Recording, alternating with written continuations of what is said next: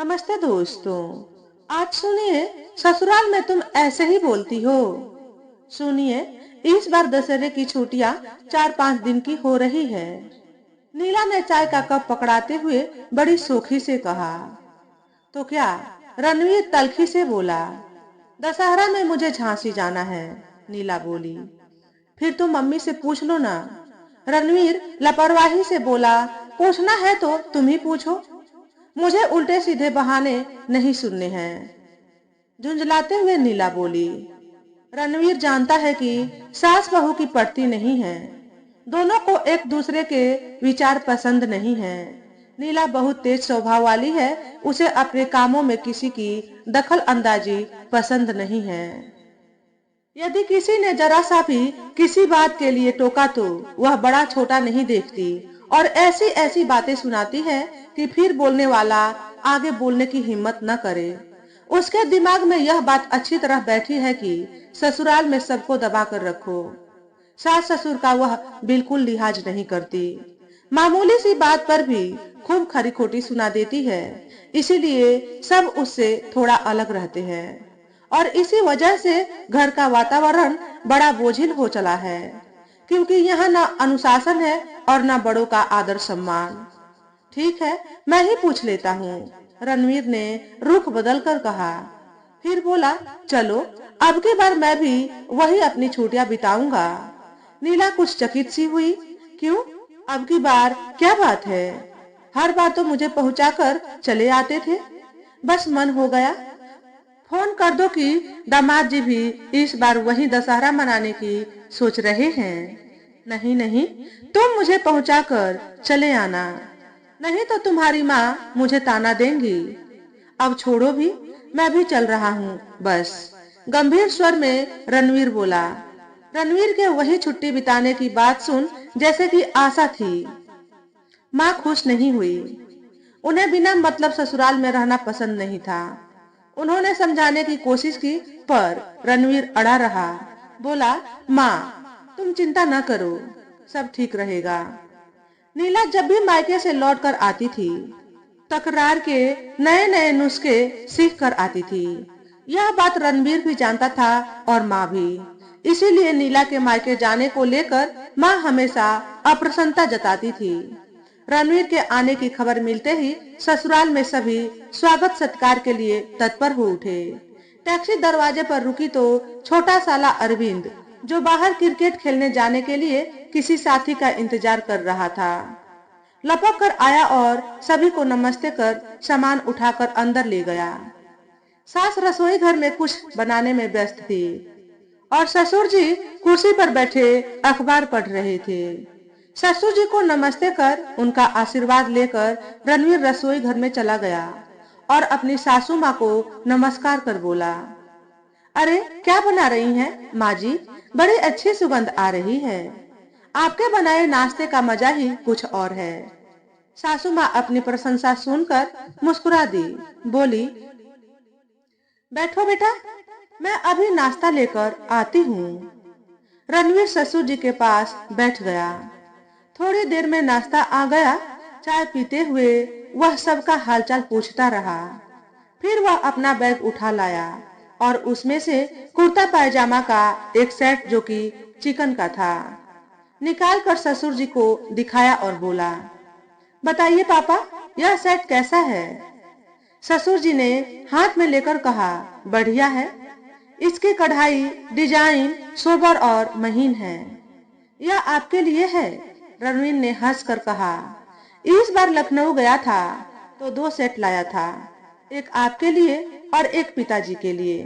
अरे भाई, मेरे लिए तुम्हें लाने की क्या जरूरत थी? और पत्नी शारदा की तरफ मुखातिब होते हुए बोले, देखो रणवीर मेरे लिए क्या लाए हैं। सासू माँ चहक कर बोली, इसका रंग और डिजाइन तो बहुत अच्छा है। क्या दाम है? अब आप दाम वाम की बात मत करिए, मुझे अच्छा लगा तो मैंने ले लिया बस। फिर रणवीर ने बैग से चिकन की एक साड़ी निकालते हुए कहा, यह आपके लिए। सासू माँ पुलकित हो उठी। अरे बेटा, इतना खर्च करने की क्यों तकलीफ की? मम्मी जी, फिर वही बात, मैं भी तो आपका बेटा ही हूँ। अरे बेटा, यह बात नहीं, तुम्हारे व्यवहार और विचार से हम वैसे ही प्रसन्न हैं। रणवीर ने साले सालियों को भी कुछ न कुछ दिया। नीला यह सब चकित सी देख रही थी। उससे रहा न गया। जैसे ही एकांत मिला, उसने रूठे अंदाज में रणवीर से कहा, तुमने यह सब कब खरीदा? मुझे बताया नहीं। कोई जरूरी नहीं कि सब कुछ तुम्हें बताया ही जाए। नीला मुंह बनाकर चुप हो गई। रणवीर ने खाना खाते समय खाने की खूब तारीफ की। बीच बीच में हंसी की फुलझड़ियां भी छोड़ रहा था वह। सभी लोग बड़े खुश लग रहे थे। खाना खाने के बाद रणवीर साले व सालियों के साथ गपशप करने लगा और नीला माँ के पास बैठ गई। रणवीर ने अरविंद को पास बुलाकर बैठा लिया और उसकी पढ़ाई आदि के बारे में काफी दिलचस्पी दिखाई। बातें तो बहुत हो गई। अब ये बताओ, तुम लोग कभी पिकनिक के लिए जाते हो? रणवीर ने अरविंद से मुस्कुराकर पूछा। हम एक दो बार कॉलेज से ही गए हैं, पर वैसा मजा नहीं आया जो अपने परिवार के साथ आता है। अरविंद और रिंकी मुंह बनाते हुए बोले, ठीक है, कल पिकनिक का प्रोग्राम रहेगा। रणवीर बड़े दोस्ताने ढंग से बोला। अरविंद व रिंकी को जैसे मुंह मांगी मुराद मिल गई। उन्होंने सारी प्लानिंग झटपट कर डाली। दामाद के इस मिलनसार व्यवहार से पूरा घर बहुत खुश था। दूसरे दिन किराए की टैक्सी कर ली गई। सभी लोग बैठकर चल दिए। शहर से बाहर एक झील थी और पास में ही अमराई थी। नीला ने माँ के साथ मिलकर पूरियां आदि बना ली थी। रणवीर पास की दुकान से कुछ मीठा ले आया। पिकनिक में बड़ा आनंद आया। बच्चों ने खूब खेल कूद किया। खाने पीने के बाद सबने खूब चुटकुले सुनाए। सभी हंस हंस कर लोटपोट हो रहे थे। ऐसे ही मौज मस्ती करते छुट्टी के 4-5 दिन कैसे बीत गए कुछ पता ही नहीं चला। रणवीर घर लौटने का मन बना रहा था। उस दिन शाम को सभी चाय पी रहे थे। तभी रणवीर ने टेप रिकॉर्डर निकाला और सबसे बोला, आप लोग यह आवाज पहचानिए तो जरा किसकी है? टेप चालू हो गया। सभी लोग ध्यान से सुनने लगे। अचानक अरविंद चिल्लाया, अरे यह तो नीला दीदी की आवाज है। दीदी, तुम किससे डांट डांट कर बोल रही हो? अरे हाँ, दूसरी आवाज तो तुम्हारी सासू माँ की लग रही है। वे धीरे धीरे कुछ कह रही हैं। रिंकी बोली, क्यों दीदी, ससुराल में तुम ऐसे ही बोलती हो या हम लोगों से तो तुम कुछ और ही बताया करती हो? नीला के मम्मी पापा हतप्रभ हो नीला का मुंह ताकने लगे। रणवीर मंद मंद मुस्कुरा रहा था। रणवीर ने मुस्कुराते हुए कहा, आपकी बेटी छोटी छोटी बातों को सुनकर चिल्लाना शुरू कर देती है और सब पर दोष लगाया करती है। ऐसी बात नहीं कि मैं कुछ कहता या समझाता नहीं, पर यह माने तब ना। इसके दिमाग में यह है कि ससुराल में सबको दबा कर रखना चाहिए। मैं तो आए दिन की चिक से परेशान हो गया। फिर मैंने सोचा आप लोग ऐसे तो समझेंगे नहीं, इसलिए मैंने यह उपाय अपनाया। अब आप लोग जो समझे। तभी ससुर बोले, बेटा, हम इतना नहीं जानते थे। यह तेज तो है, लेकिन यह तो हद हो गई। छोटे बड़े का लिहाज करना ही छोड़ दिया। बेटा, हम बड़े शर्मिंदा हैं। सासू माँ ने नीला को डांटा और समझाया। नीला को रणवीर पर रह रह कर क्रोध आ रहा था। मायके आकर नीला सास ससुर की खूब बुराई करती थी।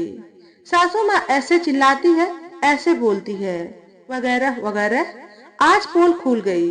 वह कुछ शर्मिंदा व क्रोधित भी थी। सासू माँ ने रणवीर से माफी मांगी। अकेले में नीला को बड़ी हिदायतें दी और समझाया। नीला बस रोती रही। रास्ते भर नीला रणवीर से बोली नहीं। जब वे घर पहुंचे तो माँ का मूड कुछ उखड़ा उखड़ा सा था। वे कुछ कहने वाली ही थी कि नीला ने झुककर पैर छुए और हाल चाल पूछा। सास का मुंह खुला का खुला रह गया। तभी उन्हें ध्यान आया तो उन्होंने आशीर्वाद दिया। नीला ने ससुर के भी पैर छुए, उन्होंने भी आशीर्वाद दिया। जब सास किचन में जाने लगी तो नीला ने रोक कर कहा, आप बैठिए, चाय मैं बनाती हूँ। स्वर में मिठास व अपनापन था। सास ने अविश्वास से बहू को देखा, फिर रणवीर की ओर देखा। वह मंद मंद मुस्कुरा रहा था। नीला अभी भी मुंह फुलाए थी, बात नहीं कर रही थी, बस अपना काम यंत्रवत करती जा रही थी। रणवीर बेडरूम में जाकर कपड़े बदल रहा था। तभी नीला ने चाय का प्याला मेज पर रखते हुए कहा, यह चाय रखी है। वह जाने के लिए मुड़ी ही थी कि रणवीर ने हाथ पकड़ लिया और बोला, तुम भी बैठो, अपनी चाय यहीं ले आओ। नहीं, मुझे नहीं बैठना है, नीला गुस्से में बोली। परंतु रणवीर ने जाने नहीं दिया, उसे पास में बैठा लिया। फिर बोला, तुम्हारी नाराजगी उचित नहीं। मैं तुम्हें समझाता था मगर तुम मानती नहीं थी। ऐसे में घर की सुख शांति के लिए कोई उपाय तो करना ही था। मेरे माँ पिता ने बहुत संघर्ष किया है। आज जब मैं हर तरह से समर्थ हूँ, मेरा फर्ज है सब तरह से उन्हें सुखी रखना। उनको दुखी व अपमानित होते देखना मुझे सहन नहीं होता। जरा सा मीठा बोलो, अच्छा व्यवहार करो तो माँ कितनी गदगद हो जाती है। यदि वे अपनी तरह से कुछ चाहती है तो कर देने में कौन सी मेहनत करनी पड़ती है। रणवीर ने नीला को समझाते हुए कहा। नीला कुछ सोचती रही, फिर धीरे धीरे सकुचाते हुए बोली, मुझे माफ कर दो रणवीर, आज के बाद मैं कभी तुम्हें शिकायत का मौका नहीं दूंगी। वेरी गुड, रणवीर ने शरारती अंदाज में कहा। अब अपनी चाय लेकर यहीं आओ, हम साथ में चाय पियेंगे। नहीं, हम चाय सबके साथ पियेंगे। चाय लेकर तुम बाहर आओ। नीला ने भी उसी शरारती अंदाज में नकल उतारते हुए मुस्कुरा कर कहा और पलटकर बाहर चली गई। रणवीर मन ही मन मुस्कुराया, उपाय काम कर गया। तो दोस्तों, आज के वीडियो में बस इतना ही। अगर हमारे द्वारा बताई गई कहानी थोड़ी सी भी अच्छी लगी हो तो वीडियो को लाइक और शेयर करें। चैनल पर पहली बार आए हो तो चैनल को सब्सक्राइब करके बेल नोटिफिकेशन को ऑल पर सेट कर लें, ताकि आपको ऐसे ही अच्छे अच्छे वीडियो देखने को मिले। हमेशा खुश रहें, हमेशा स्वस्थ रहें। वीडियो देखने के लिए आपका बहुत बहुत धन्यवाद।